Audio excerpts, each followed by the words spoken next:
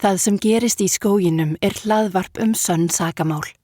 Rætt ofbeldismál og önnur viðkvæm mál. Við hvetjum þig að spóla yfir því sem þér finnst óþægilegt. What Happens in the Woods is a true crime podcast. We discuss events that are often violent in nature. Listener discretion is advised.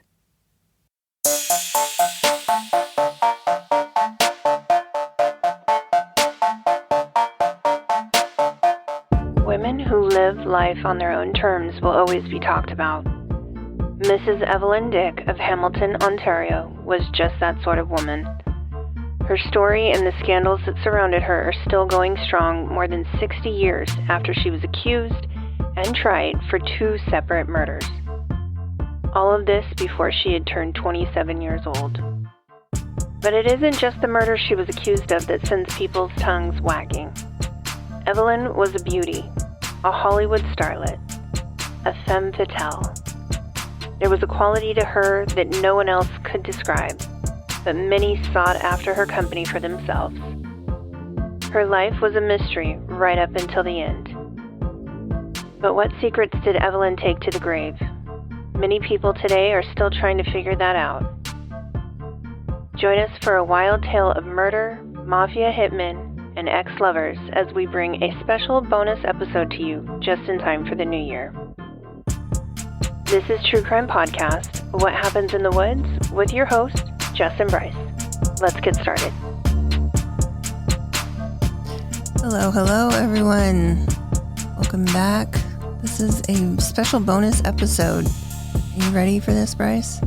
I guess I am. The specialness of it all? Yes, I'm ready for the specialness. We hope everybody survived the holidays. It's not quite New Year's. Well, it's New Year's Eve when this releases. Yeah.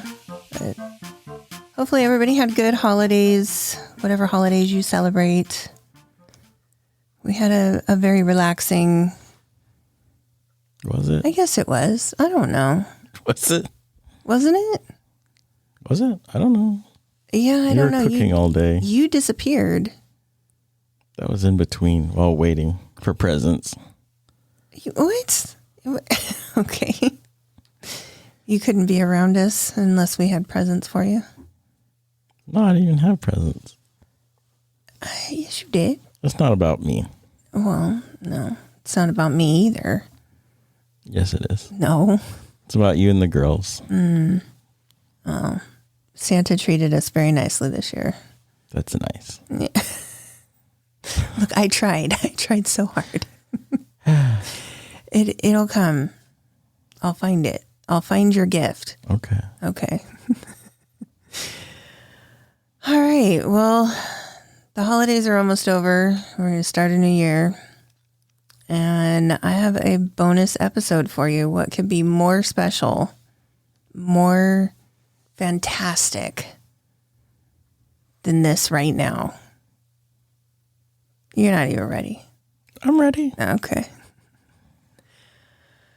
Do you have any updates for us? Yeah. Before I start? What? I got new t-shirts and underwear for Christmas. You didn't get underwear. I got new white t-shirts. You got new wife beaters. I don't have wife beaters. No, you don't have wife beaters. I don't wear those. I'm glad that you've updated everybody on that. Thank you. Uh-huh. Was there anything else? Oh, yeah. No, we have a new country. Yes, Yeah. we do. I want to welcome everyone from Iceland. Yes. Thank you. I saw Hong Kong was on there too. Yeah, did you see that? I did. Yeah. It's crazy. Our disclaimer, I guess I used someone on Fiverr to translate into Icelandic. Mm-hmm. And the lady that did it for us, she said, this isn't right. And so she had to kind of do a quick translation. What do you mean it isn't right? I don't know. She said it sounds too proper. She said, whoever did it for you probably did it on Google Translate. And so she didn't want, we almost didn't get it because she didn't want it to be associated with her. I'm confused. What do you mean? On our disclaimer. Yeah. So I sent someone like what we use the disclaimer, and then they translate it for us. And she said whatever they translated, it seemed like they just used Google Translate because it's not right. Oh, okay. Don't So you essentially worry your pretty little head over Yeah, it. I have no idea what you do on Fiverr. A lot. She just said it wasn't right, and she was like, I don't want this shoddy work to be associated with me. And I was like, no, look, I appreciate everything you did. Oh. We almost didn't get it. How about that? Okay. But I wanted to put it out there because she does really good work, and I don't want her to be tarnished. If it is wrong, I apologize to everyone in Iceland. So yeah, if it isn't current, let us know. Like if it's not correct. So yeah, just let us know. And like I said, I didn't know. I don't speak Icelandic. Yeah, so no, we wouldn't know. She just said it wasn't right. She said, I don't know. She just said it sounded like someone did it through Google Translate, and it was too proper. I don't know what she said, but she says it doesn't sound right. It's not proper, whatever. Okay. I mean, I appreciate that she she finished it. About that. So, I mean. Okay. But I just wanted to put a Miss O'Brien, thank you. Yes. I hope, and if it isn't correct, someone can send us a translation, like what it should sound like. But since we do have new listeners, every week, whatever country is in the lead, besides the United States, because, we know, there are we have a lot of listeners in the United States, and especially Seattle. Like they love us. I mean, they should. We're from here. We're here. We're not from here. We're here. But every week I put out whatever country besides the United States is in the lead. Well, not every week. Every episode. Every episode. Sorry. We don't always release an episode every week. Yeah. Yeah. On our serious ones. Yes. You wait, you new listeners. If you haven't listened to the WTFs, just you wait. Yeah. Or go check them out to see what you have in store coming up. All right. That's your update. You got t-shirts in Iceland. Yeah, I got t-shirts. I got white tees and white undershirts. White undershirts. In Iceland. In Iceland, yeah. Okay. All right. That's a good update, I guess. Since usually you say, nope, nothing. No, nothing. I'm not allowed to talk. That is so not true. All right. Okay. One of these times I'm just going to be like, I don't want to do an episode. You do an episode. And then I'll call the ladies from Crimes and Closets. Be like, help. They're not going to help you. I know. They've got enough on their plate. They're doing enough. I know they are. They don't need to come to your rescue when you're perfectly capable. I just had to assemble the killer bees again and be like, Beth, help me. Yes. Okay. All right. Well, I'll call her Killer Bees Unite. Wonder Twins. Yeah. No. You gonna turn into are you gonna turn into water, or is she gonna turn into water? Some form of water. No, she'll turn into wine. Wine? Yeah. Okay. All right, Beth. That's your superpower, apparently. Yes. All right. I don't know what that has to do with anything, but I don't know. You brought it up. Awesome. Because the Wonder Twins, one of them always was in some kind of form of water. I don't remember if it was the brother or the sister. I don't know. I don't remember. Somebody knows, but I don't know. And I'm sure there's half of you guys don't even know what the fuck we're talking about. We're old. All right, we ready to get started? You're old. I feel old. Let's do it. All right. So we're about to get into a very sordid and fantastical tale. It's had my attention for a couple of months now. And I kind of stumbled across this very much by accident, because it is not a Pacific Northwest case. Mm-hmm. It's actually from Canada, from the opposite side of the continent. And this is about a young woman who is just considered this femme fatale, who before the age of 27 had been through 3 different trials for 2 different murders. Goals. One of which was her husband of less than 6 months. Mm-hmm. The other was of her newborn son, whose remains were found in a very horrible way. So I've just kind of been waiting for the right time to share this, and I figured what better way to do this than a bonus episode to start the new year. Just what I was thinking. Yes, just what everybody is thinking.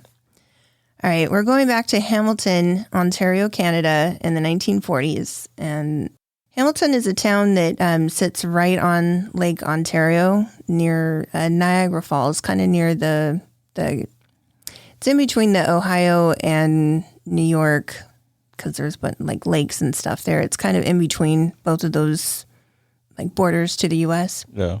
During 1940s, there was a great like revitalization of the industry sector in that area as the needs for World War II created production jobs. Something like 40% of the workers at this time were employed by the steel mills or freight railroads. There was also a huge military presence in the area at this time due to the Royal Canadian Air Force training station being really close by, as well as like naval ship building, because they were right on Lake Ontario, which goes through rivers, but, you know, will eventually go out to the like Atlantic Ocean. Yeah. So our story begins March 16th, 1946, when a group of 5 children were on Hamilton Mountain playing and doing, you know, what children do, when they came across what they thought was a carcass of a dead pig. That would not be great to find, but what it actually turns out to be is human. It's a human torso. Oh. So the children kind of run out to the road. They flag down a driver on the nearby road, and they, you know, kind of say, hey, we found this. We're not quite sure what it is, but it looks like a human. And that, you know, person drives down to the police station and says, hey, there's a bunch of kids up on the mountain that they found something, and, you know, you guys should go check it out. So police eventually show up. It's not a priority because they're thinking it's kind of a, you know, these kids are playing a prank or just having some fun. Yeah. Police do show up eventually, and what they find is that it's a human torso. There is no head, there's no limbs, and the only thing they can really do is identify that the body is that of a male. And the remains are covered in what was once like a one-piece long john, which was pretty, they called them union suits, I think. It's pretty common for men to wear during that time. That area too. I'm sure in that area too. It's cold, yeah. He was wearing a onesie. He was wearing a onesie, and where the limbs had been, you know, cut off, removed, the onesie was cut. Okay. None of the missing limbs are found at that scene, and there's no face, of course. There's no fingerprints to take, you know, prints from the fingers. The identity is a mystery. And it wouldn't really remain a mystery for too long, but they were thinking at the time, how are we going to solve this? What are we going to do? Yeah. How are we possibly going to find out who this is? An examination of the body is performed by a pathologist of some renown at that time. Not a common field for you know, coroners, things like that. Mm-hmm. Were just kind of getting started as a profession. There was just kind of getting to that point where they realized that they had a need for it. Yeah. Usually it was just the most senior doctor in the town that kind of took care of that kind of stuff. And here was somebody who actually had studied as a pathologist. So he was one of the only few in that area at the time. And he is very aptly named Dr. Deadman. That's his real name? That's his real name. Yeah. Talking about picking a good profession. Right. That just fits. Yeah. So he didn't examine the body until 2 days after it was found, so March 18th. And the body is very well preserved due to the cold temperatures at that time. Yeah. The doctor estimates that the victim had been dead 10 to 14 days. Definitely a male. Maybe 40 to 45 years old, approximately 185 pounds, and somewhere between 5'10 and 5'11.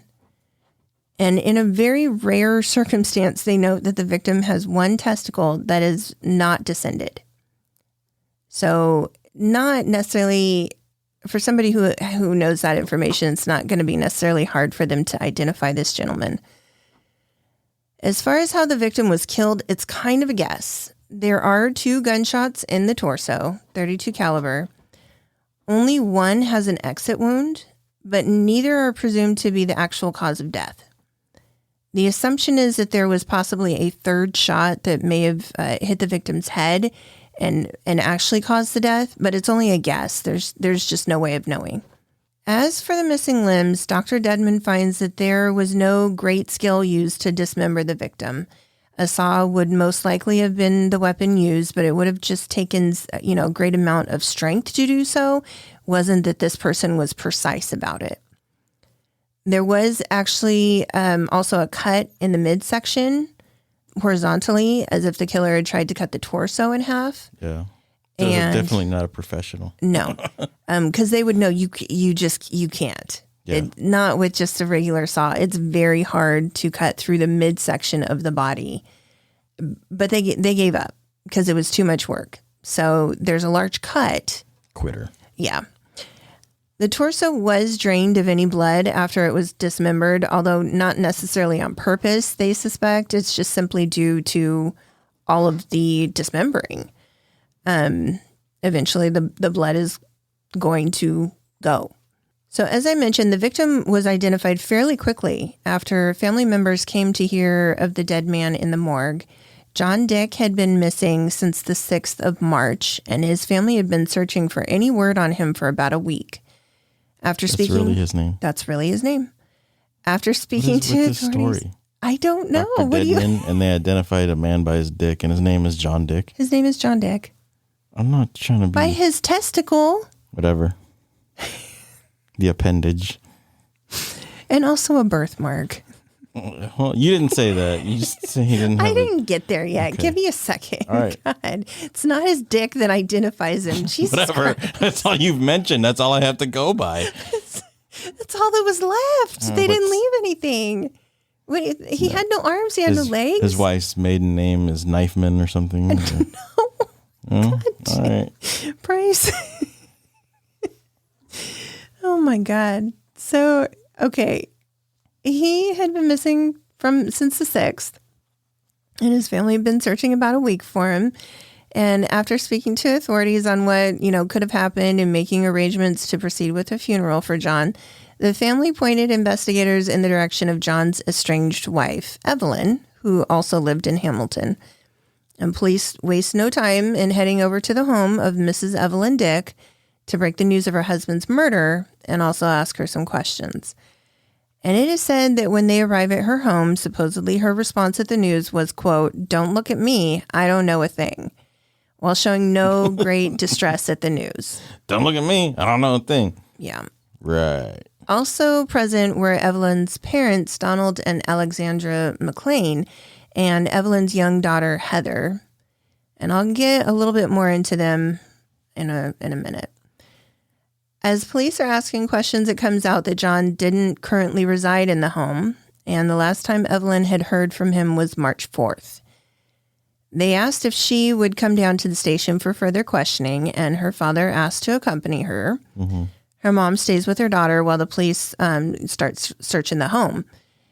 When Evelyn and Donald arrive with the police at the station, the two are separated, and the focus is on Evelyn, not necessarily on her father, but, he's butted in at this point.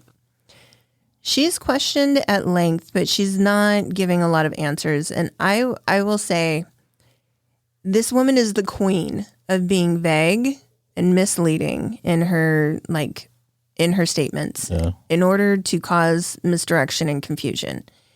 She has a gift. I don't know. I can't. Yeah. Eventually, Evelyn gives a statement of her whereabouts the day that John went missing, so March 6th, telling police she borrowed a car from a friend who owned a garage in town to run some errands. She just went shopping. She returned with the car, returned it to her friend, and then came home. Nothing special happened. She certainly has no knowledge of what happened to John. So they send someone to speak to the friend who loaned her the car. this friend gives a very peculiar statement that raises a lot of red flags. He claims that she did indeed borrow the car. It's a black 1938 Packard. But when it was returned, it had a large dark stain on the front seat. Mm-hmm. There was some damage to the fender, and it looked like she had gone to a field to do some racing with the layer of mud that was all over it. He states she left a note in the car that her daughter had bled all over the seat, and there's two versions of this that I read. Either she cut her face or she had a nosebleed. But either way, it said that the daughter bled in the car, and Evelyn promised to pay to have it fixed.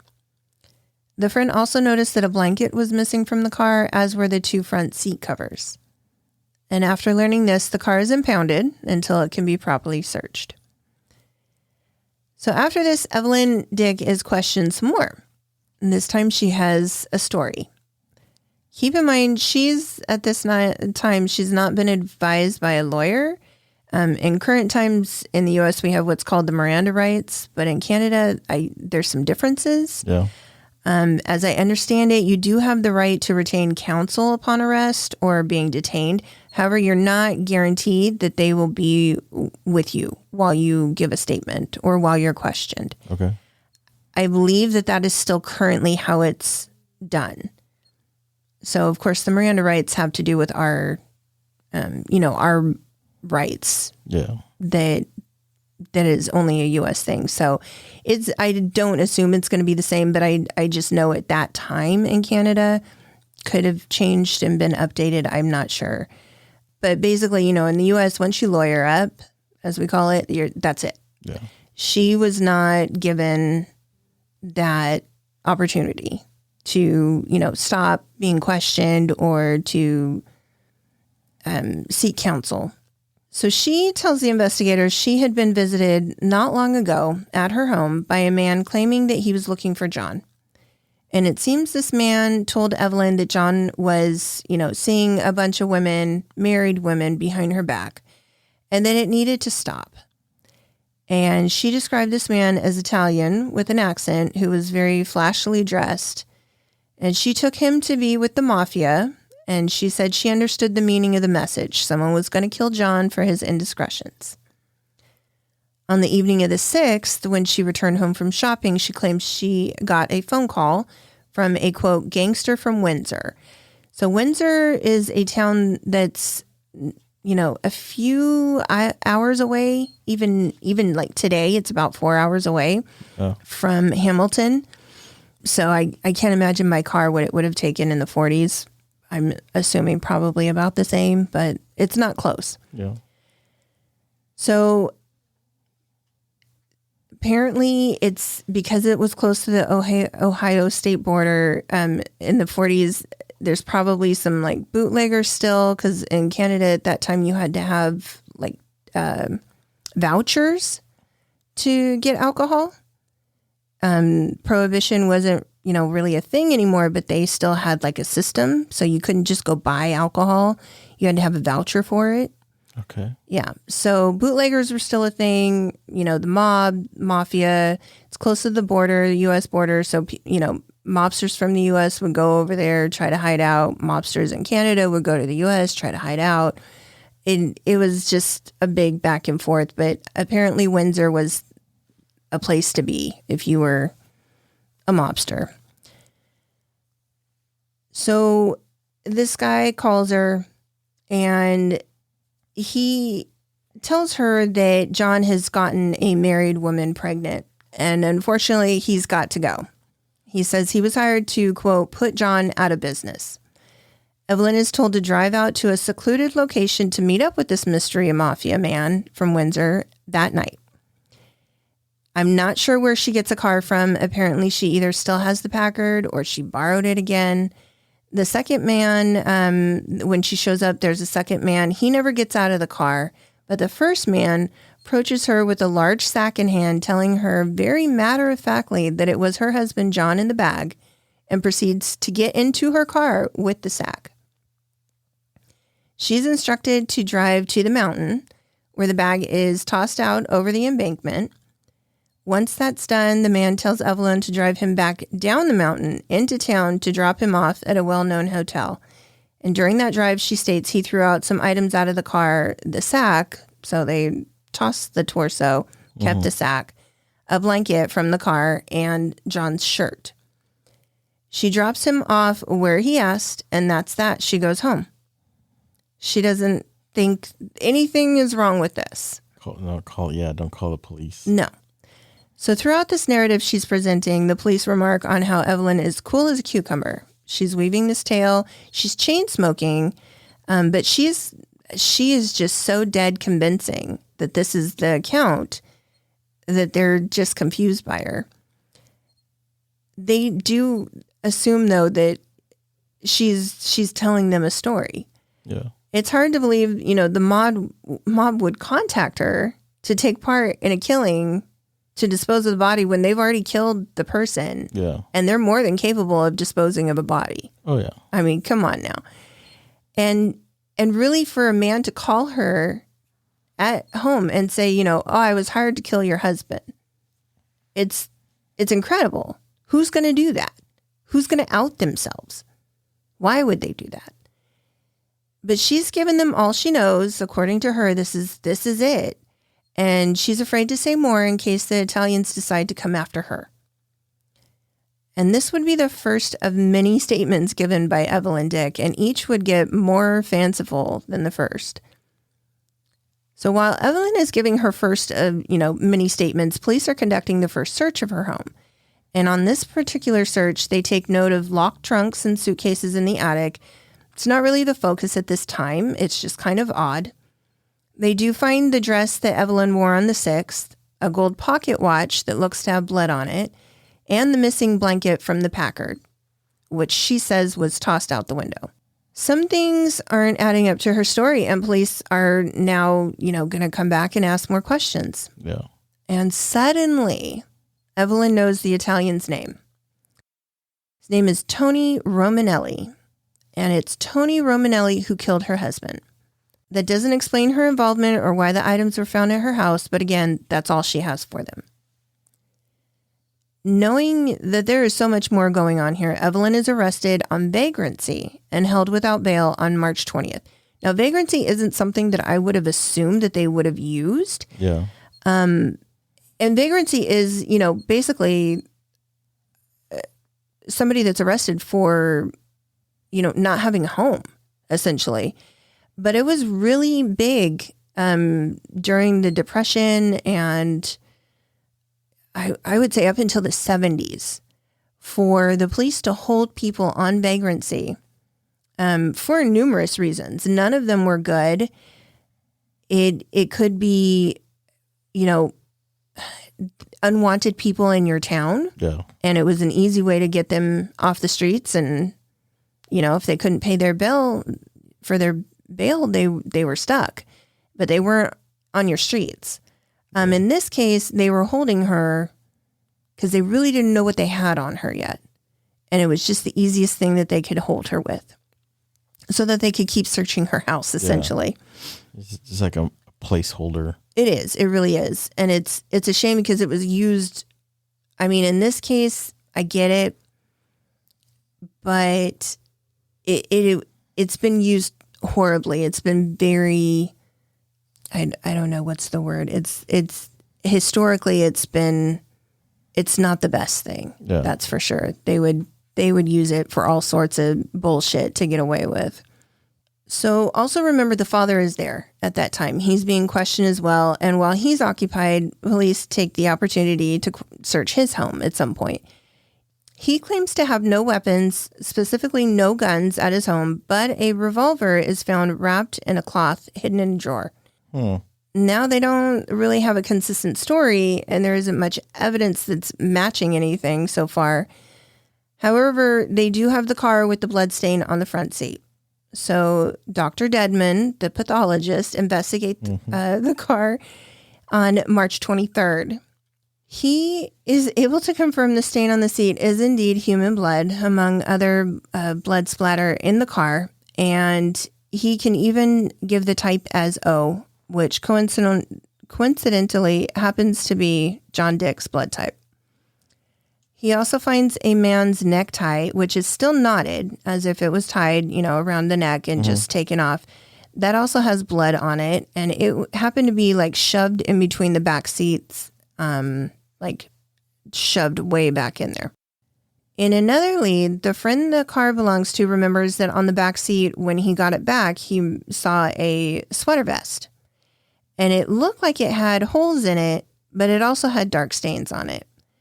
He didn't think much of it when he found it. He tossed it away in his garage, but he was able to find it and hand it over to the investigators. He thought it was grease. He thought it was just, there were some small holes in the vest and had grease on it. Maybe there was car trouble and somebody tossed it in the back seat. Just because it was so dark? It was like a dark blue vest, and then the stains. Yeah, he thought it was like motor oil or something. So he didn't think anything of it. But when he does, remember that little bit of information, he does give that over to the investigators. And so, as this is happening, more and more evidence is coming out of the woodwork every day. It's just building a stronger case against their suspects. And with the suspects in jail, investigators now have a few days to find out if there's more evidence that either home will hold in regards to who killed John Dick. And in one of the numerous searches, police would find something that would have nothing to do with John and everything to do with Evelyn Dick's secret life. But who exactly is Evelyn Dick? So Evelyn Dick was born Evelyn MacLean to parents Donald and Alexandra on October 13th, 1920. Her parents were Scottish immigrants who had moved from Scotland and traveled to the eastern side of Canada in 1911.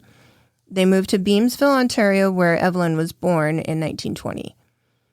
The family then moved to Hamilton in 1921, and her father was able to work for the railway up until about 1924. Then he began a job at Hamilton Street Railway, which was actually buses and streetcars. It wasn't actually like a railroad. Yeah. So he was a driver for them. He was promoted a couple years later to an assistant to the cashier. The job wasn't bad, but it didn't provide the type of lifestyle that Alexandra craved for her daughter. And Evelyn had to have the best, and she had to associate with the best. And this was her, only daughter. This was their only child. Evelyn grew up incredibly spoiled and isolated, and the neighborhood kids were not good enough for her to socialize with. As Evelyn grew older, she was considered very beautiful, she's often described as, being like Hollywood actress quality at the time, just a starlet. She was absolutely gorgeous. She began to attract attention from the opposite sex pretty early on, and Alexandra reportedly encouraged this attention.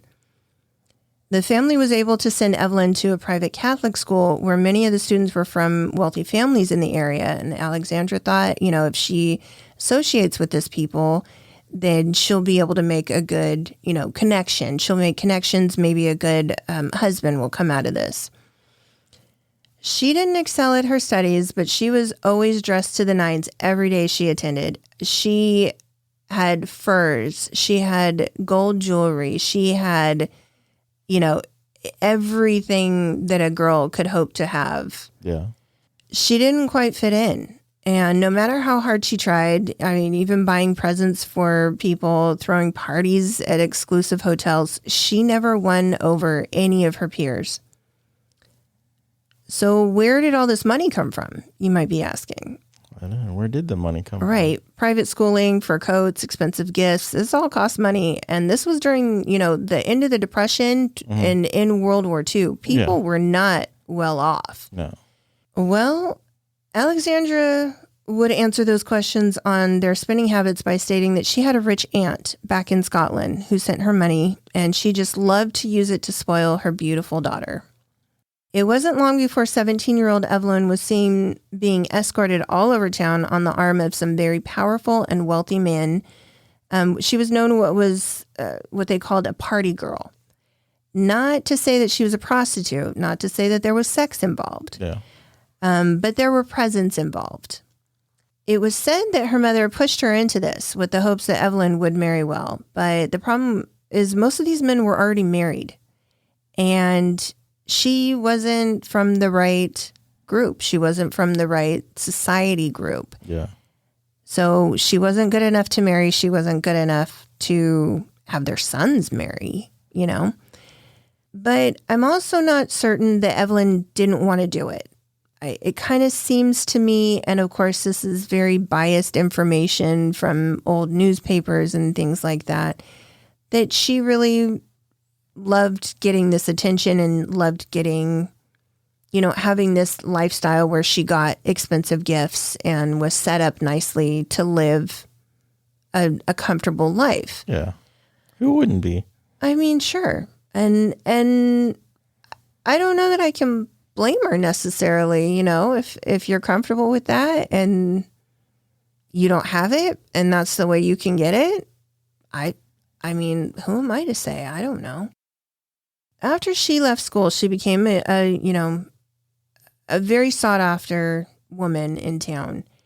And she kind of became whatever the men expected her to be, whether that was just somebody on their arm to escort them to a party, or whether it was, you know, a date, whether it was just companionship. It was whatever she was being asked to do. Yeah. She even had a Red Cross uniform made, because keep in mind this was during World War II. She had pictures taken in it, and then she printed those, you know, several copies off, and she would give those to her suitors. She seemed to love the attention, and she was attracted to the various, you know, young military men and wealthy young socialites in town. Mm-hmm. And so she would have these little mementos of herself to give out. Yeah. So as you might assume, the town talks. I mean, people don't like a woman who's getting what she wants and rising above her station. Yeah. It doesn't matter if she's a party girl, a paid escort, a prostitute. Society just doesn't think highly of her. And it's rumored that she begins this little black book with names and information from all of the gentlemen friends that she has. All the gentlemen callers. Yes. And when at age 21, Evelyn gets pregnant, the rumors run wild. Mm-hmm. Unwed mothers back then definitely faced some scary things. I could go into a whole list of the worries, but for this story's purpose, we'll focus on what applies here. And at this time, there was something called the Children's Aid Society, which is still an entity today. And I believe in the U.S., this would be equivalent to Child Protective Services. Okay. This group would oversee the care and adoptions of children who were given to the system, either voluntarily or by force. In 1942, the Children's Aid Society had the power to take children away from unwed mothers for no other reason than they were unwed. And they would place these children in adoption centers. I will add that what I read on this group didn't sound any better today than it did back then. However, I don't live in Canada, so I don't have firsthand knowledge of that. Mm-hmm. You know, we know what we know from the U.S. and Child Protective Services, and it's a very underfunded and undermanned entity of the government that sometimes gets shit wrong. Yeah. You know, it should be about the children, and sometimes it doesn't always end up being about the children. At this time in 1940, it was more to punish unwed mothers who went against society's rules, basically. It didn't matter if they could provide for their children or not. You're unfit because you're unwed. For Evelyn, the threat of having the Children's Aid Society get involved with her child and probably the public shame she was facing caused her to make up an absent husband. And what better way to do that than to say he was fighting in the war? Thus, Norman White of the wealthy Cleveland, Ohio Whites was born. He was away on active duty as part of His Majesty's Royal Navy. No one knows him, nor has anybody met him. Her parents don't know who this guy is, but they don't question her when she changes her name to Evelyn White, and she tells them she's going to have a baby and that she's married. Wow. Yeah. Heather Marie White was born July 10th, 1942. Norman White is listed as the father on her birth certificate, and his occupation is listed as the Royal Navy. At this time, Evelyn is still living with her parents at their home. Her mother is just ecstatic to have this little baby, to have a granddaughter. And she, dotes on her, spoils her, just like she did Evelyn. Her father, however, not happy with having a child in the house. And when she gets pregnant a second time that year, shit hits the fan, as you can imagine. The baby, another daughter, is stillborn at only 7 months. Again, Mr. Norman White is listed as the father on the birth and, death certificate. Mm-hmm. And then she gets pregnant a third time, just a year later, and it becomes clear that she needs to get out of her father's house. Now, Evelyn has never worked a job. She has some secretarial skills from college prep courses that she took, but she's never put them to use. She doesn't need to. Her lifestyle is being well maintained by the number of gentlemen callers she goes out with.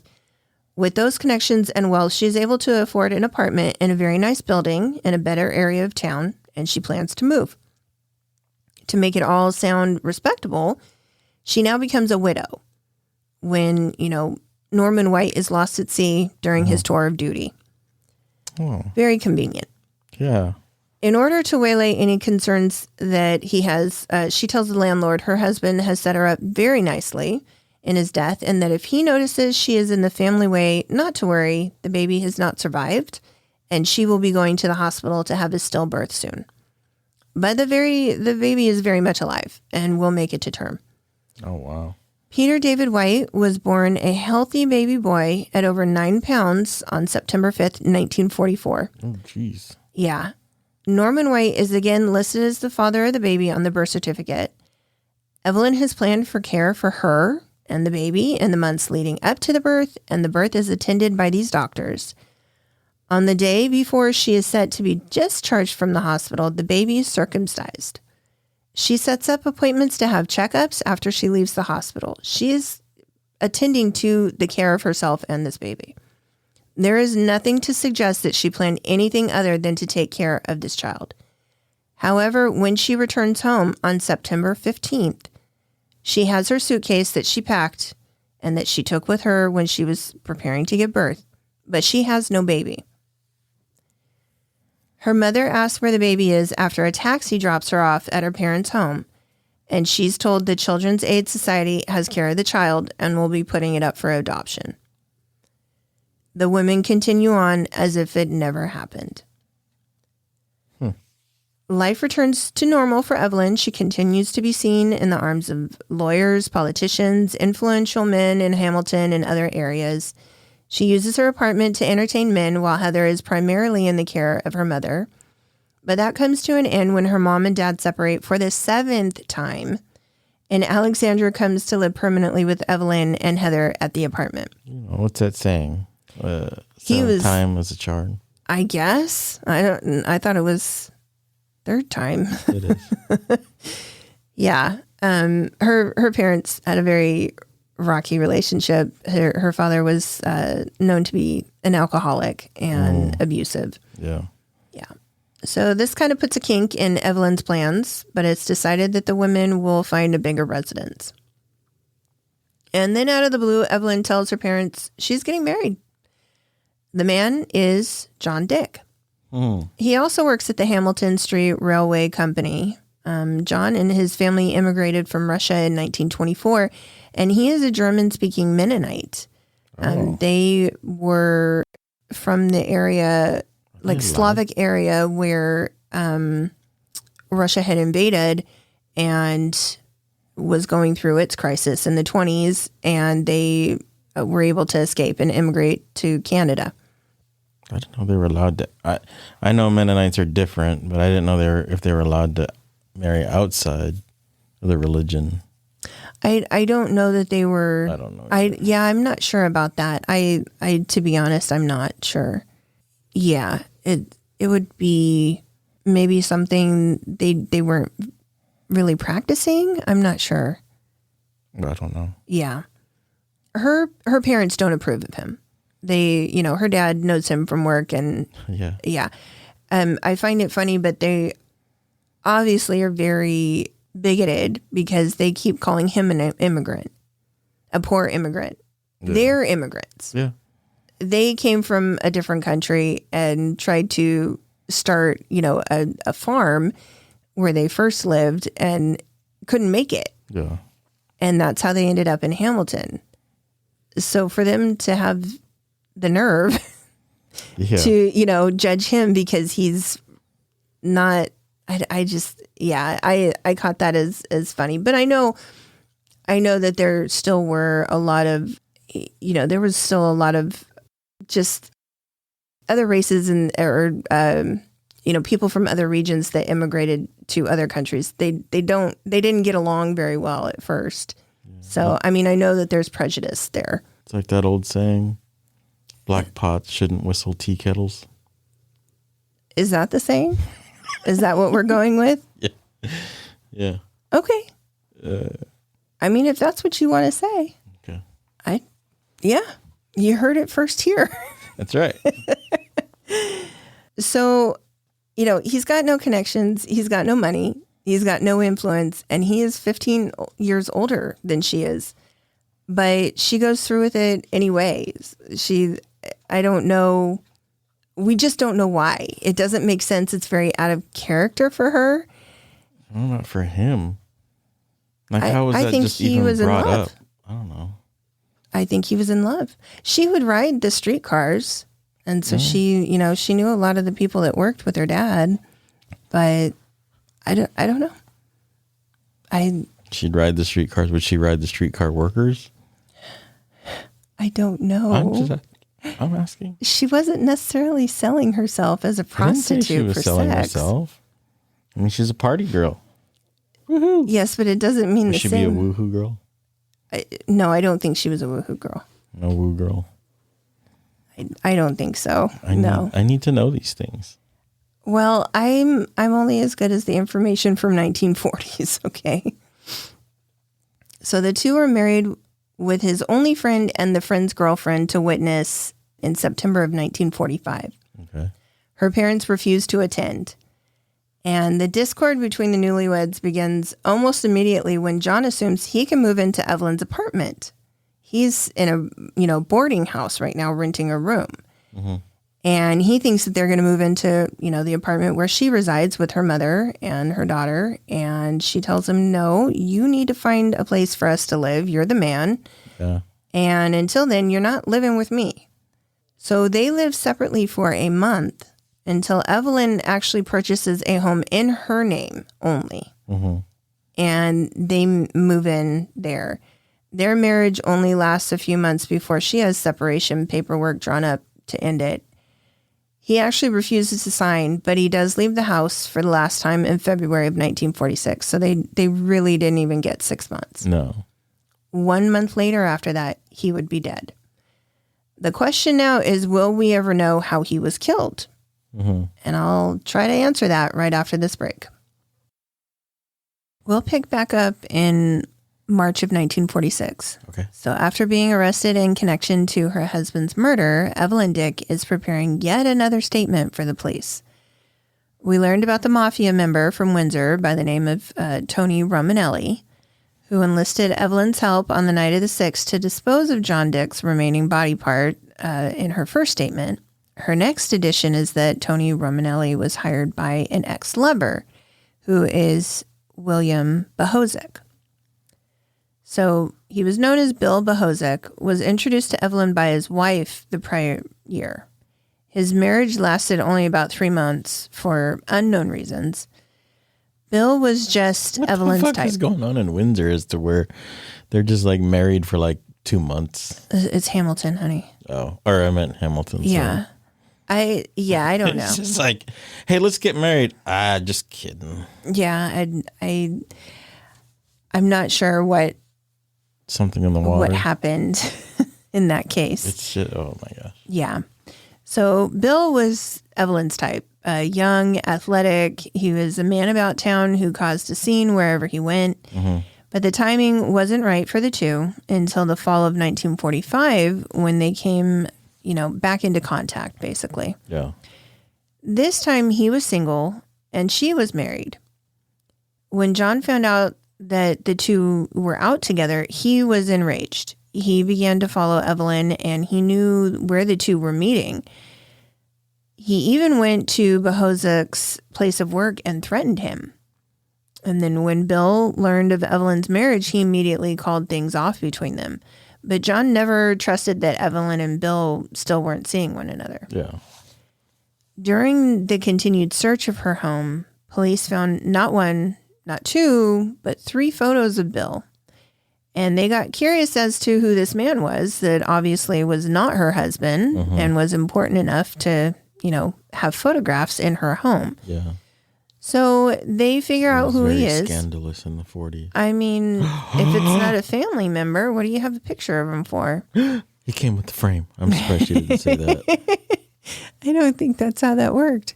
Well, she's good at stories. She is good at stories. So they figure out who this man is, and they pay Bill a visit. And during a search of his home, they come across a .32 caliber revolver. Bill was arrested on March 21st for being in possession of an unregistered gun, and he too was held without bail. He claims to have no knowledge of how John died. However, when Evelyn learns that Bill is in custody, he is quickly added to the tale. Thus, Tony Romanelli became a hired hitman paid by Bill to take care of the late John Dick. In this version, she loaned Bill Bohozek $200 for the down payment to hire Romanelli. Apparently, he gave it right back to her, as apparently it wasn't enough, and he claimed it would be too expensive. So he canceled the hit. Evelyn then recreates the first version with more detail. She had time to come up with the story now. Yeah. So John met Romanelli and the second unnamed man who never got out of that car for drinks at a bar on the 6th. The party continued when the 3 men drove up the mountain to drink out in nature for whatever reason. Probably ran out of their vouchers. Yeah. An argument ensued after it got late, and John said he needed to get to work, but when they tried to leave, the car was stuck.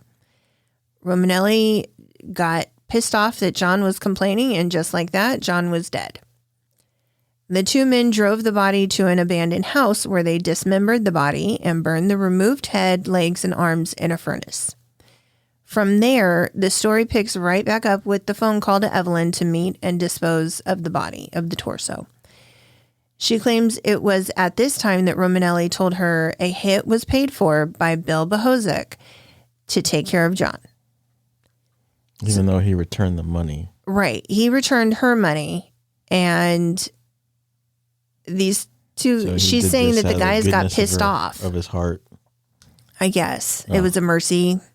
I don't know. It was a freebie. Yeah. I just don't really understand it, because why did they take him out for a drink? Why did they get pissed off when he needed to go to work and the car was stuck and he was complaining that he needed to get to work, and then killed him? If it's a hit, it's a hit. Yeah. You're not going out and drinking with your buddy up in the mountain, and then all of a sudden your car gets stuck and you're pissed off that he's complaining he needs to go to work, and then you kill him. No, that's not a hit. That's aggravated assault. I don't know. That's not a hit. Yeah. So the detectives, that are in charge of questioning her they're just kind of sitting there scratching their heads like, what the fuck, lady? Really, what the fuck? However, she's so steadfast in the telling of it. She signs an updated version of events that was written up as an official statement. And, this is that. That's her statement. Yeah.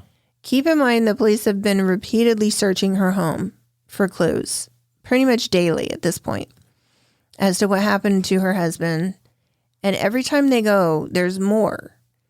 So during one search in the basement, they found a basket with dark stains on it that look like blood, along with a bunch of dust that looks like, powder dust. Mm-hmm. In order to get a better look, the investigator takes the basket up to the garage, and he soon saw it wasn't dust, but in fact, human remains. There were what appeared to be bone fragments and human teeth mixed in with this dust. Oh. On the 22nd, the police went back again to search, and again, they, went up to the attic. What they discovered caused quite the confusion. So police would find in Evelyn Dick's attic a locked suitcase that, when opened, revealed a section of cement in a cardboard box that was placed inside. So there's the suitcase, there's a cardboard box, there's cement. It was odd. The investigator just kind of had a feeling that it was important, that something was weird, because why would you have cement in a locked suitcase? Why not? That's where I put all my cement. Sure. So he notices on top of the cement is just a sack, like a gunny sack bag. They would have put potatoes and that kind of thing back in the day. It's just laying on top of the cement.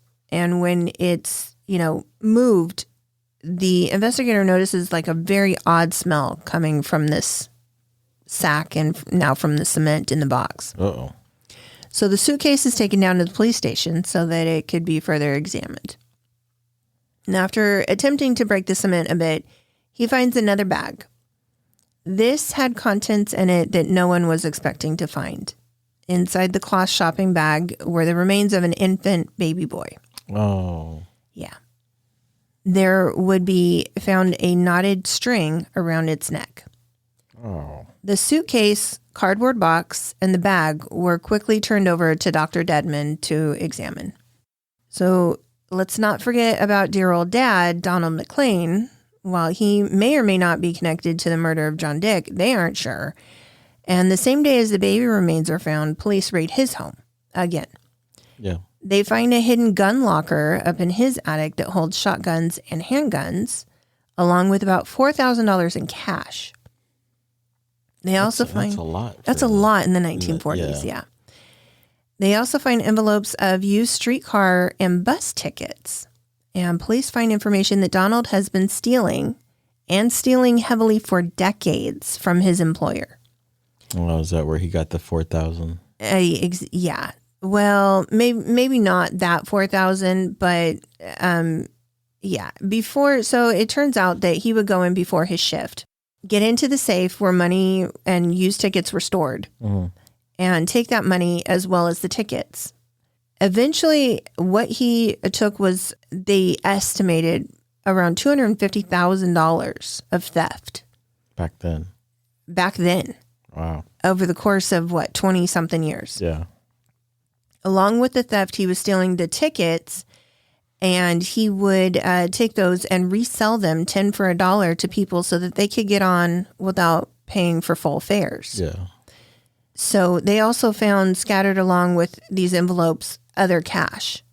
So he definitely had some money at his disposal, had some cash. Just some. In the cellar, there was also found a pair of brown Oxford shoes with blood on them, as well as a large butcher's knife, the kind of knife that would cut through bone. He is charged with theft from his employer and was granted bail for $2,000. Dr. Dedman was able to examine the baby's remains 2 days later. Due to the decomposition of the body, cause of death was not able to be identified.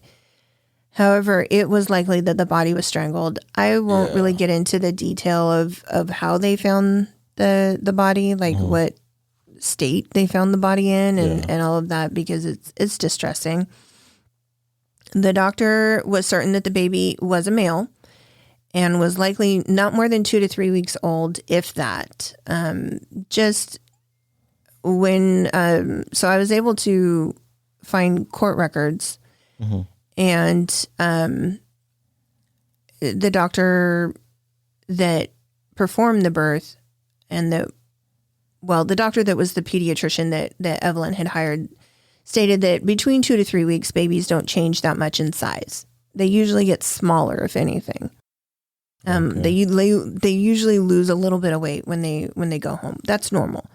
So he was estimating roughly 2 to 3 weeks in age.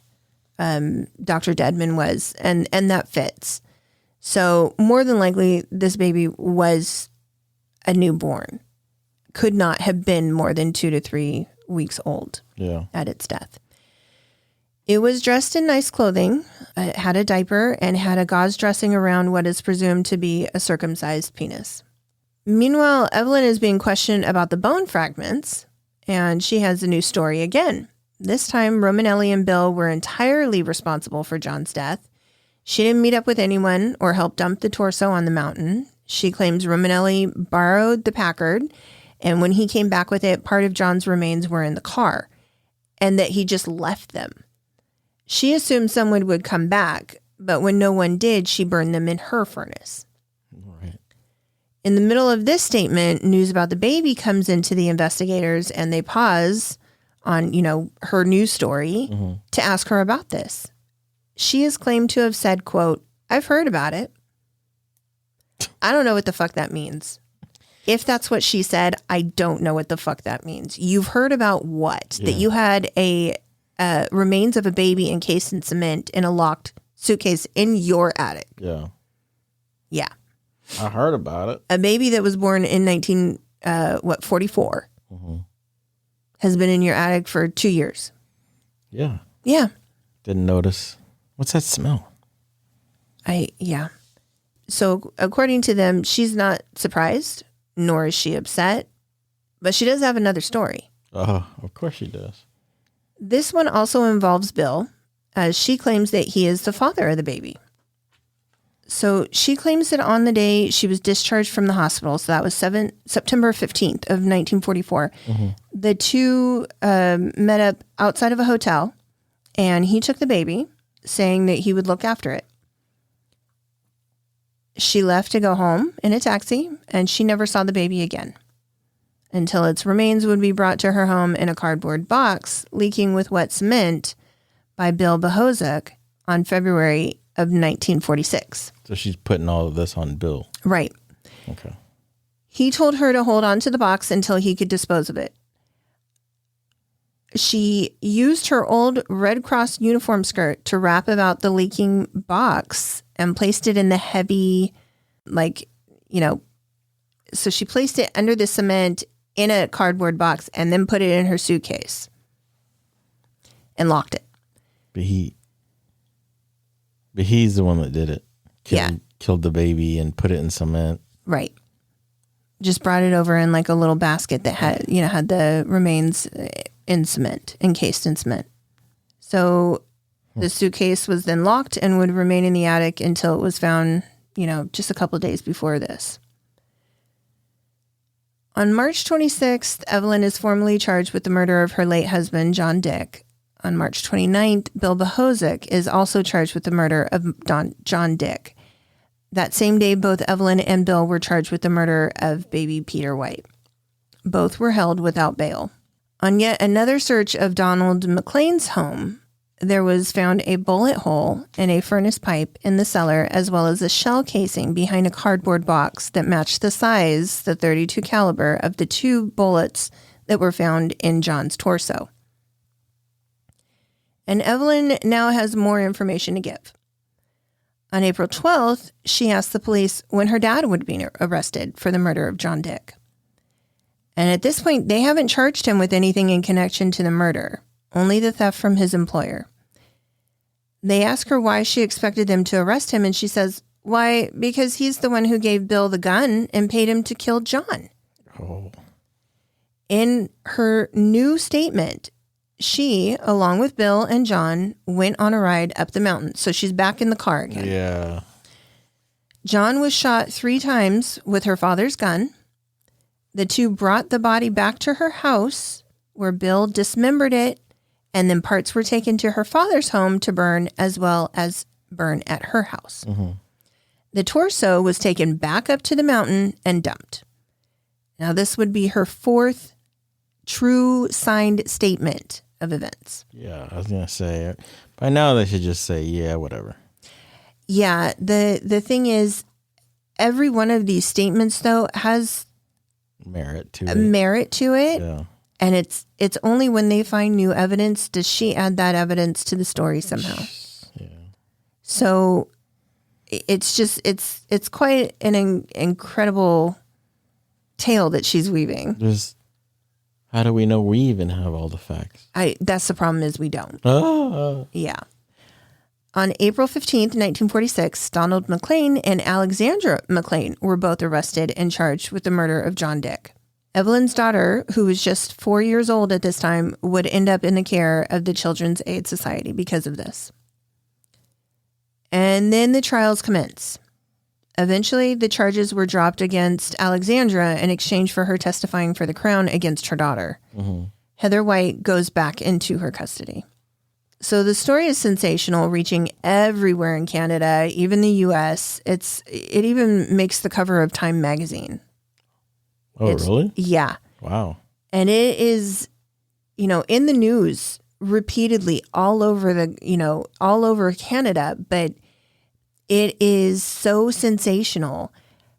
However, it's not just the story. It's Evelyn herself. It's her wardrobe. It's how she looked. It's how she acted. It's her star-like quality that makes the headlines.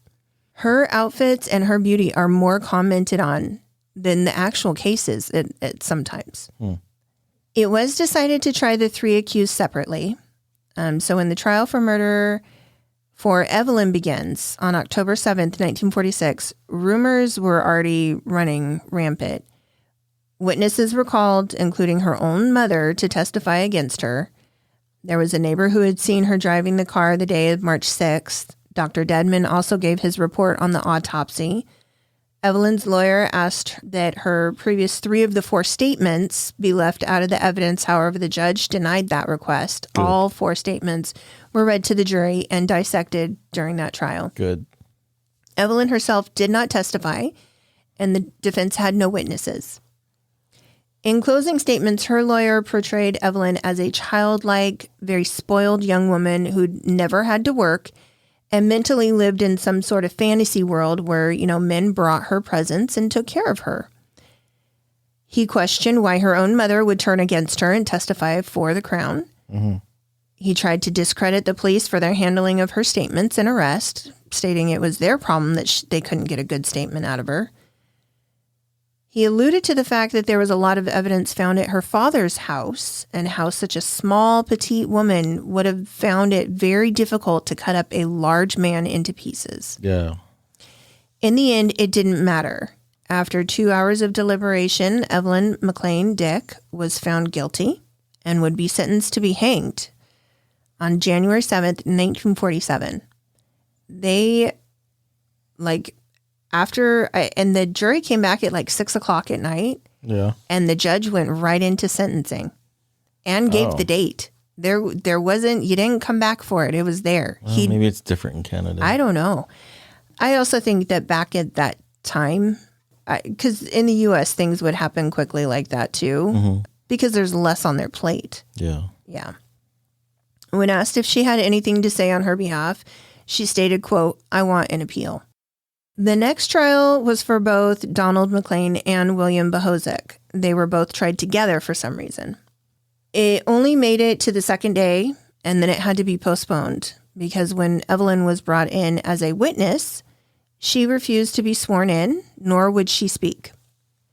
Without her testimony, there's no case because it's all, their involvement is all because of her statements and what, circumstantial evidence they found at her father's house.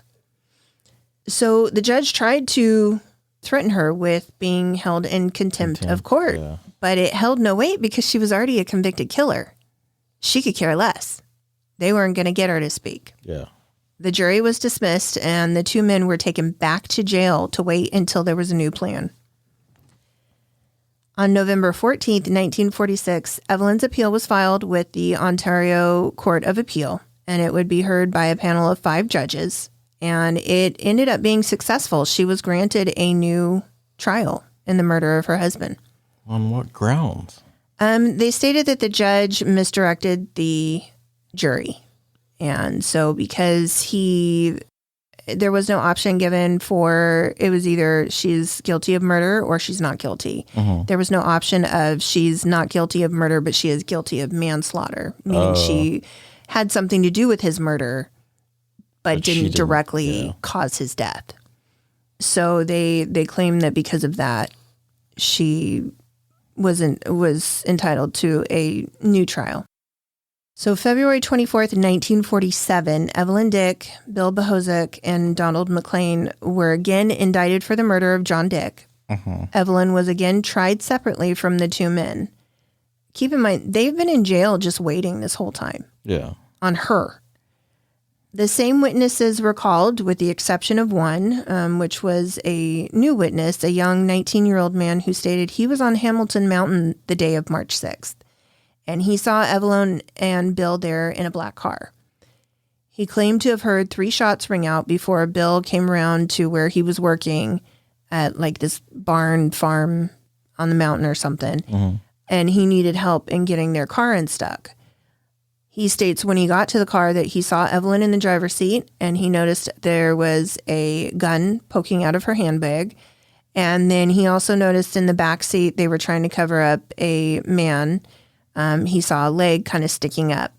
So when, cross-examination happens and he's asked, why'd you wait until, almost 2 years later to give this statement to the police? Why didn't you come forward when it happened?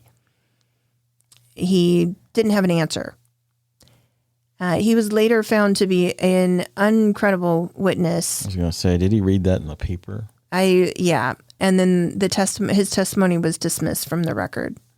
On the 1-year anniversary of his death, the jury deliberated for 5 hours and brought back a verdict of not guilty for Evelyn Dick. With this news, Bill and Donald were awarded bail until their trials began. The Crown appealed the acquittal, but it was unsuccessful, and the ruling stood. But Evelyn still had one more trial to get through before celebrating her freedom. Yeah. She was still locked up in the county jail awaiting the trial in the murder of her infant son, Peter David White. Both her and Bill Bohozek would be tried for this murder. However, it would be, again, separately. Evelyn, again, would go first.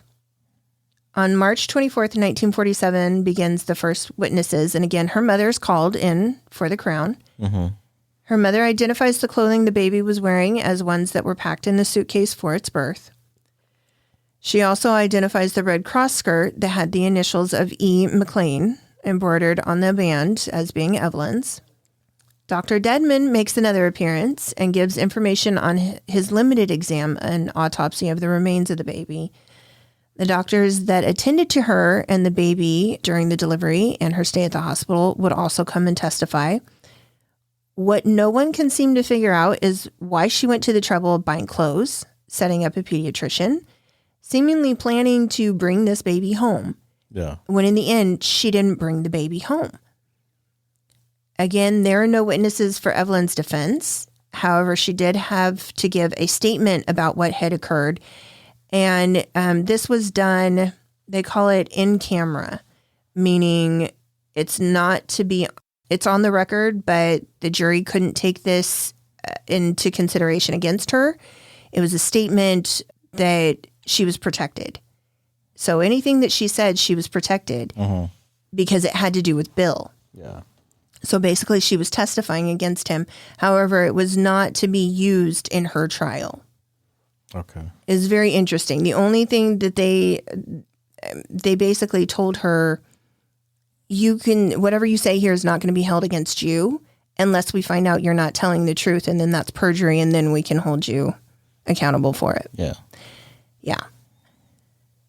So when I say that this woman has the gift of confusion and silence, she has a gift. There's no doubt in my mind that the lawyers and the judge and the jury were all fed up with her. She never gives a full answer. And when she does, it only adds to the confusion of what is being asked. She will out and out say no. And then the lawyer will say, the lawyer asks her a question. She'll say, no, sir. And then he'll say, but isn't it, X, Y, and Z? And she'll say, oh, yes, it's that. Well, which is it? She is either incredibly stupid or incredibly smart. Yeah. Because what she says alludes to nothing. Yeah.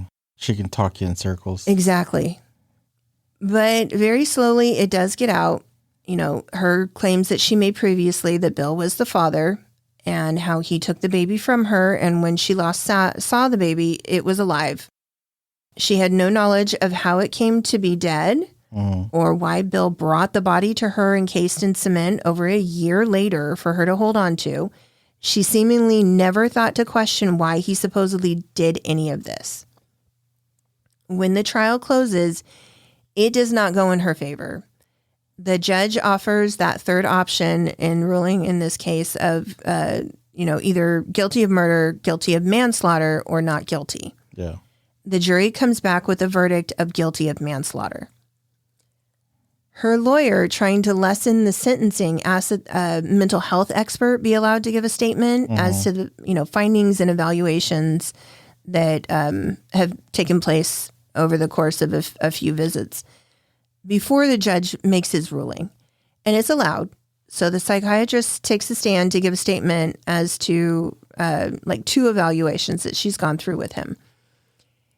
He claims basically that she is mentally a moron. And those are his words. And had the capacity and emotional maturity of a 13-year-old young woman. Yeah. The psychiatrist states that due to the uneasy upbringing with her parents, her father's drunkenness and temper, and the relationship her parents had, her life was so unstable, and it caused her to have a weakened mental stability. He does, however, claim that she knows right from wrong, in as much as a 13-year-old would, and feels that with continued care, she can be rehabilitated, in his words. Due to his findings, her lawyer asks the court to show mercy when sentencing Evelyn.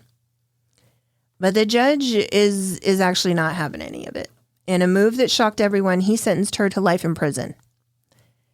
It was the maximum sentence that he can impose, but it was not at all common to do so in these types of cases, from what I understand. Most of the time, during this time, if a woman was brought up on charges of killing a child, the court would take mercy on her because it was probably out of desperation.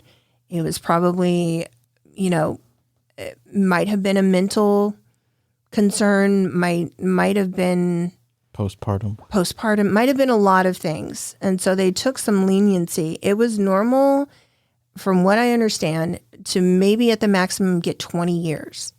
Yeah. She got a life sentence. I just think her being so uncooperative and changing her story and... Possibly, yeah. So Evelyn Dick was sent to serve her sentence at the Kingston Women's Penitentiary. But this is far from over at this point. Okay. So Bill Bohozek's trial quickly gets underway. First was the trial for the murder of baby Peter White, who may or may not have been his son. Bill is left to defend himself after not being able to pay for more lawyers because he sat in jail for so long. Yeah. And then had to come up with bail money to get out of jail and had no income. So he takes the stand and gives testimony that he and Evelyn were only ever intimate one time. And that was 13 months after the birth of this child. Oh. He quickly ended any relationship with her after learning from John Dick that she was a married woman. Alexandra makes yet another appearance as a witness for the Crown and claims that she's never met Bill before. She doesn't know who the fuck he is. And Evelyn told her another man was the baby's father, not Bill. Evelyn herself is called in, but once more she refuses to be sworn in. They can't make her, and she won't speak. With the lack of testimony or evidence to back up the charge, Bill is found not guilty. 2 days later, both Bill and Donald McLean are back in court for the last time for the charges of murder of John Dick. Bill Bohozek is up first to be tried, and it goes quickly. The only connection to the crime that investigators ever got to Bill was Evelyn's statements of his involvement.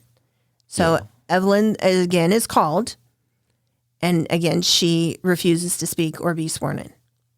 The Crown has nothing else to go on, and it's very frustrating for the prosecutor, but the jury acquits him of all charges, and after over a year of dealing with this nonsense, Bill Bohozek is finally a free man. Right after he leaves the courtroom, they get quickly started on Donald McLean's trial. This time, Evelyn is not called as they guess that she probably won't speak up. The Crown prosecutes solely based on the evidence that was found at his home, all of which is circumstantial at best. There's no... Anybody could have put those things there, unfortunately. They cannot clearly identify Donald McLean as John Dick's killer. A deal is struck, and in return for McLean pleading guilty to a charge of accessory after the fact, he is sentenced to 5 years in prison. He is also sentenced to 5 years to run concurrently for the theft from his employer. McLean is sent to serve his time at the Kingston Penitentiary for Men right across the road from his daughter. Now, there's a lot of detail that I've shared. This is a long episode. Yeah. But there is so much more that I have not shared for the sake of this not being like a 5-hour episode. What? But we're not quite finished yet. Uh-oh. Mrs. Evelyn Dick seemed to blossom in prison. She was described many times as the model inmate. She used her secretarial skills to work in the prison's office, taking dictation and typing up forms. Yeah. She helped some of the other women learn to read and write, and she befriended many people, inmates and staff alike. After just serving 11 years of a life sentence, Evelyn was granted what is called a ticket of leave, or parole. After catching the attention of what people must, I don't know whose attention she caught, but she caught some very influential people's attention. In 1958, she was secretly removed in the middle of the night from the Kingston Women's Penitentiary, taken to start a new life over with a new identity and a new place. The fact that this was done is completely unprecedented. Yeah.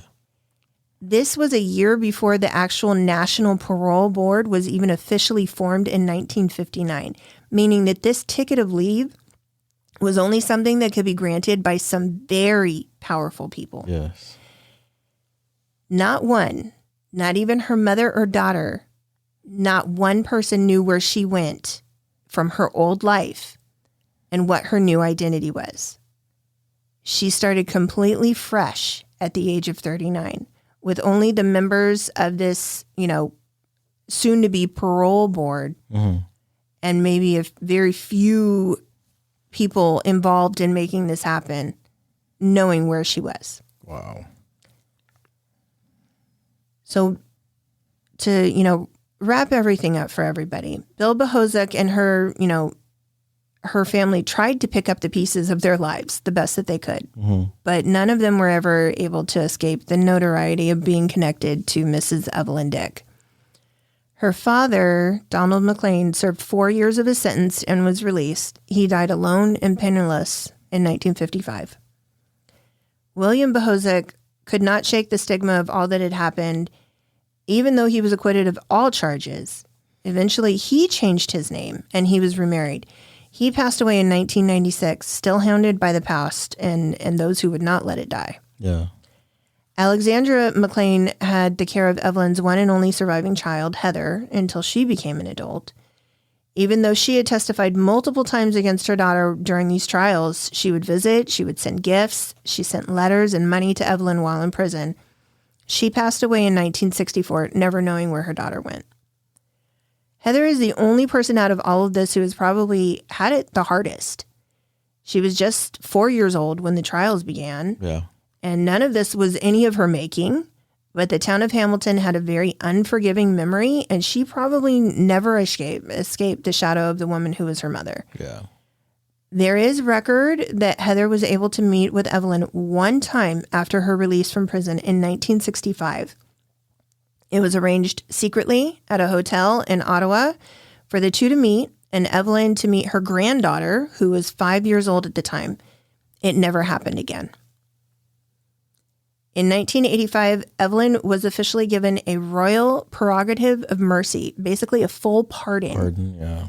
And her file was sealed. It no longer even exists today. From what I found out, this is another incredible event to have happened and likely means that Evelyn is connected in her new life some way to some very, very powerful people. Yeah. So for over 63 years, the identity and location of Mrs. Evelyn Dick has remained a very closely kept secret. Anybody who knows is not sharing the information who is still alive.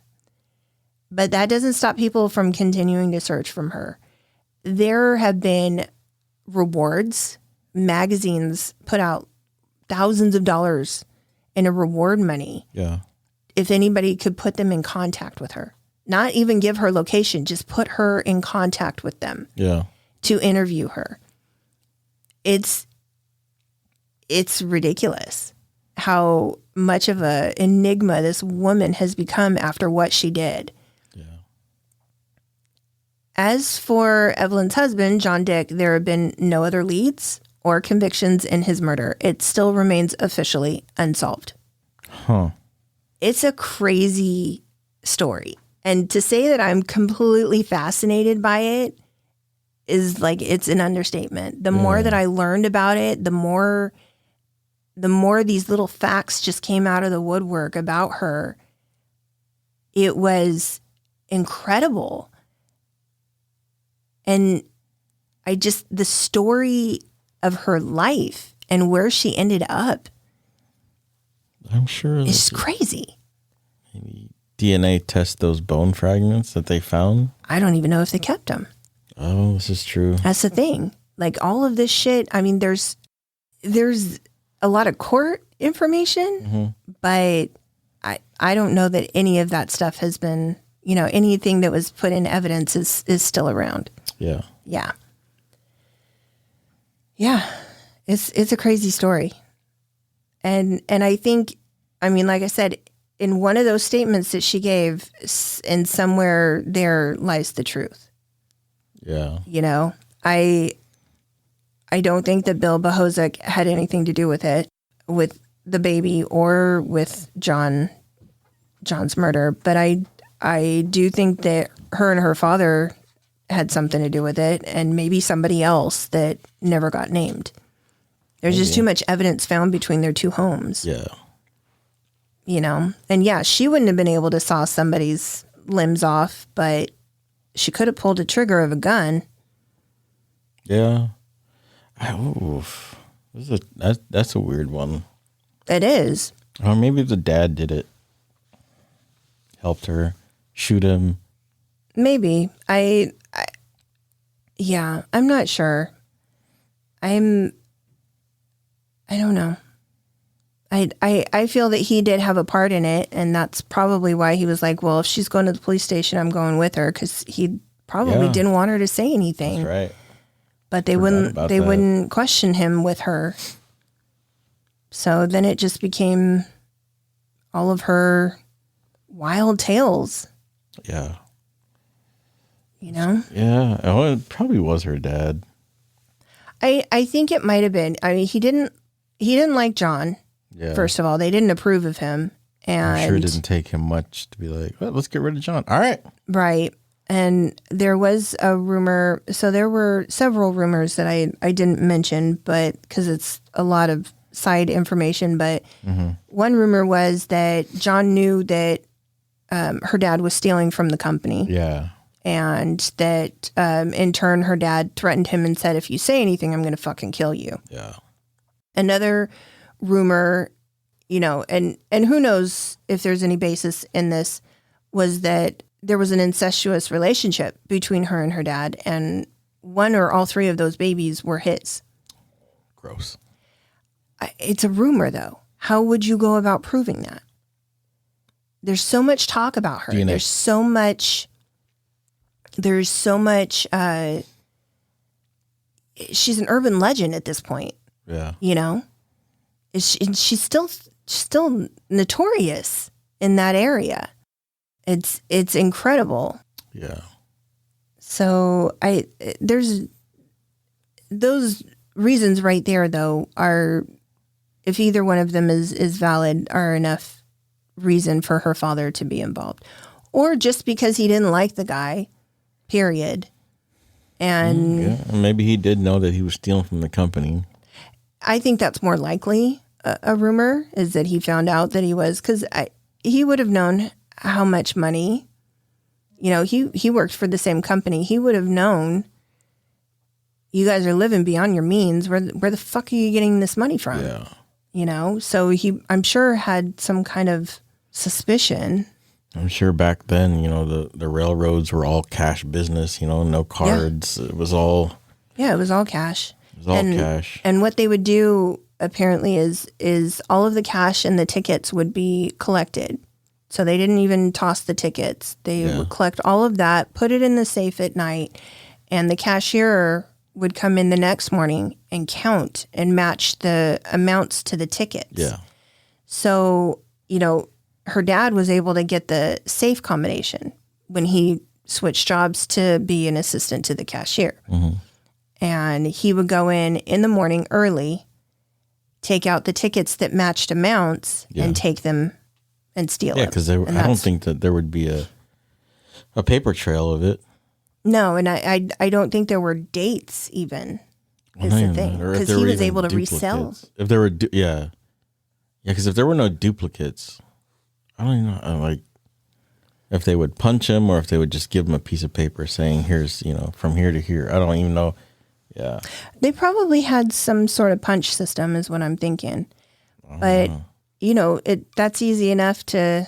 You get on a different bus the next day and you're like, oh yeah, I've already paid for it from, you know, this other bus that I was on or streetcar that I was on, but you really haven't, you know, and you just begin your trip in a different area basically and you can continue on. I highly doubt that there was any dates on it because it wouldn't make any sense for them to physically write that. I'm sure it was just a punch. You have a ticket? Oh, it's already punched? All right, you're on your way. Sure. Yeah. And it's easy enough. It's easy enough. There's no trail. There's no record of the transaction. Yeah. So I see how he got away with it for a long time. Mm-hmm. But yeah, I have a suspicion that is primarily what played into that. And her dad, I'm sure, was most likely involved. I can't imagine that much evidence being in his house without that being the case. So, yeah, it's quite a sordid tale. Yeah, yeah. I'm really curious if any of our listeners in Canada are familiar with this story and their thoughts on it. Because, like I said, from what I understand from my research, this is still. She's just absolutely notorious. You know, it's kind of how everybody knows about Bonnie and Clyde. Well, everybody knows about Mrs. Evelyn Dick. Mm-hmm. And it just amazes me. You know, she'd be 100 years old. She'd be over 100 now. Right now? Yeah. Yeah. Because she was born in 1920. So she'd be 101.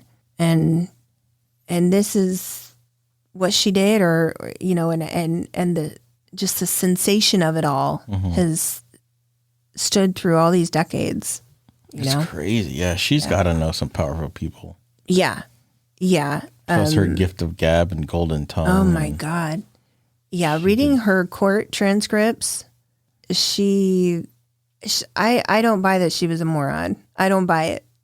I just don't. She was a very intelligent woman who got what she wanted. Yeah. And... like I said, I can't fault her for it.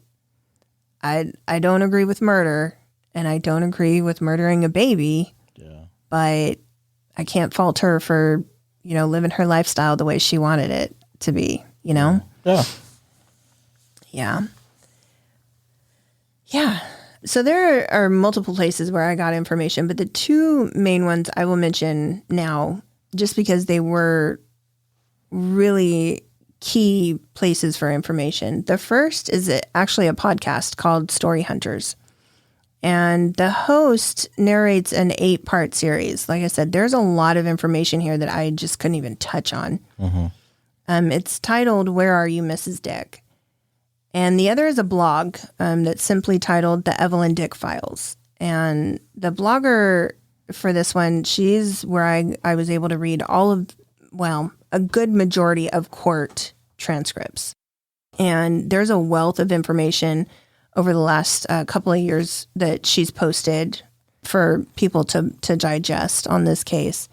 And the last, there's actually 9 episodes that are on Story Hunters. The 9th episode is a bonus where the 2 women talk, and they kind of talk about the case, they talk about their viewpoints on the case, and they talk about, their thoughts on what really happened and who killed who. And it's interesting to hear their viewpoints. I think mine is even completely different than both of theirs, and both of theirs were different.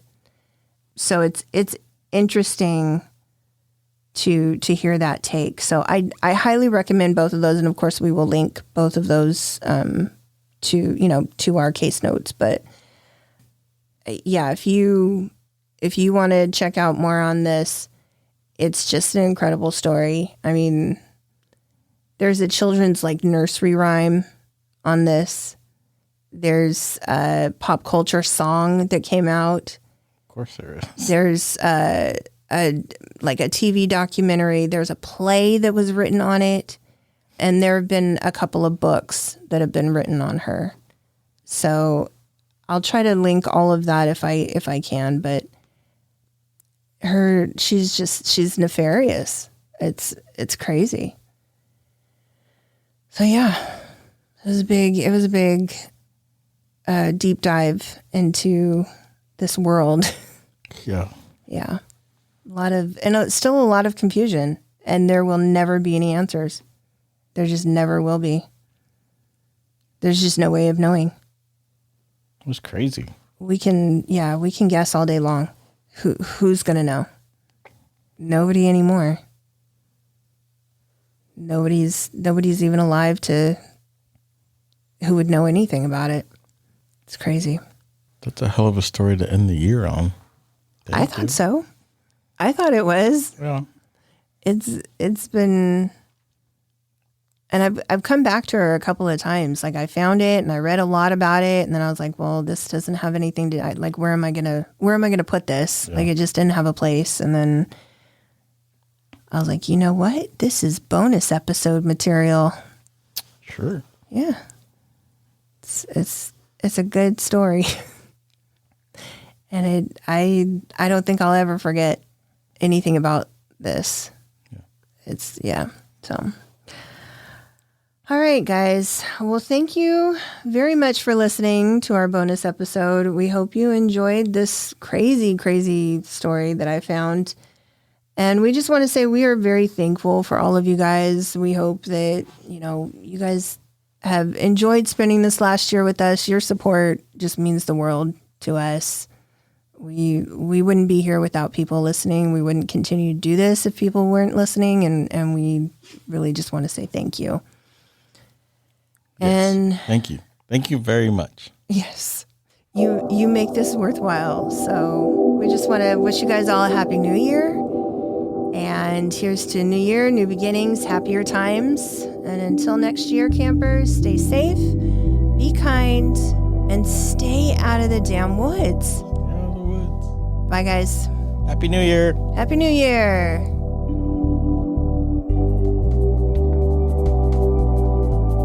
What Happens in the Woods is an independent podcast and is managed and produced by Gospel for the Rebels, LLC. Research and content are presented by host Jessica, with all editing and producing done by your favorite resident techie, Bryce. We believe in transparency and will always list our sources and information in our episode notes. We are always looking for new cases and stories to tell. We welcome your interaction with us on Facebook and Instagram at WHIT Podcast and at Twitter, What Happens in the Woods, INT2. Or if you prefer, our website is whathappensinthewoods.com. The campfire is open to all.